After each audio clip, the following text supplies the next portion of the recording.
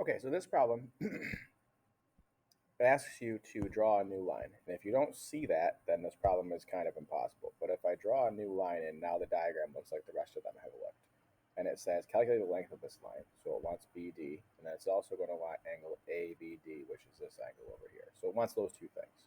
So let's see if the first one works. Um, I can actually do it. So I don't know any pair of yellow or blue or green, but I do know a side and an angle and a side. So this is going to be a law of cosines question where I'm finding the missing side. So a squared plus b squared minus 2ab cosine of c. And then hopefully by now, obviously, those are going to be the c. All right, so the c's are going to be the yellow ones. And then I'm going to put my information in there. So c squared equals 7 squared plus 5 squared minus 2 times 7 minus 5 cosine of 100. All right, whoops. So that's all going in the calculator. So 7 squared.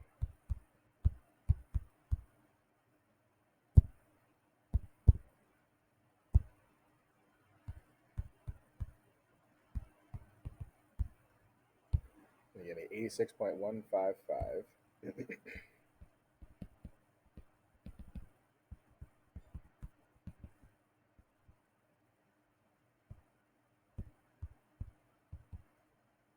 9.281.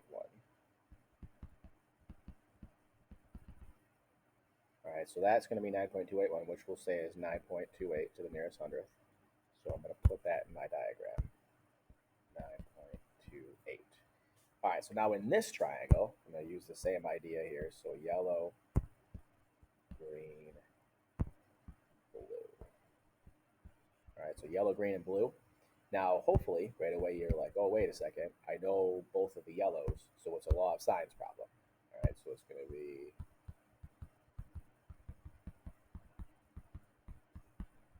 all right, this first one will be the yellow fraction, and then since I want the green side, the second one will be a green fraction.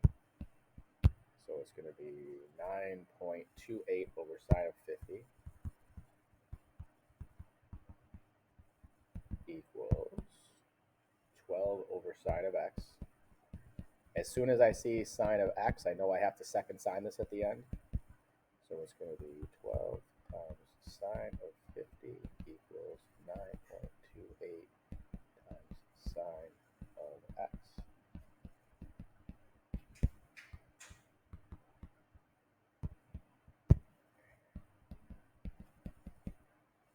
So I'm going to put that in the calculator and get the decimal.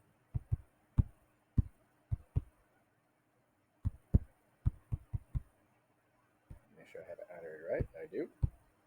So 0.990. And then I have to second sign this to get the inverse. And that's going to spit out 82.127, which is going to be 82.13 to the nearest hundredth because it doesn't tell me what to do there. All right. So that's, I didn't circle this answer. I probably should circle it.